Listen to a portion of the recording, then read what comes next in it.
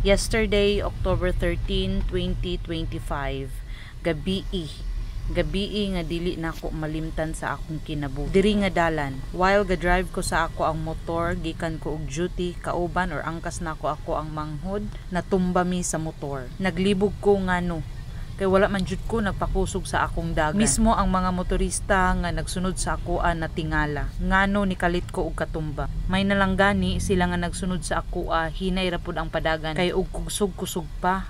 Simba ko lang gyud basig karong adlaw ako gihaya na. Balik-balikon gyud nako akong kalipay nga safety ra pud mi sa akong igsuon and minor damage ra gyud akong nahiago. Imbis duol na lang mi sa among balay, na disgrasya pa gyud mi. Kaguol pud bitawani. Maong advice nako sa mga motorista, doble, triple or even 100 times nga pag-amping ang atong kinahanglan para sa dalan atong malikayan nga kita mo tumbling dili baya jud lalim. Tapos pag-post pagyud nako nga nadisgrasya mi, na apoy nag-comment na sila pud di ay nga tumbling diri nga dalan sunod sa amo pagkatumba. Unta ang uban di na maka-experience sa among na-experience aning dalana nga bisag unsag amping nahitabo gihapon nga nadisgrasya. Di gyud nako ni malimtan nga lugar. Diri gyud to dapita.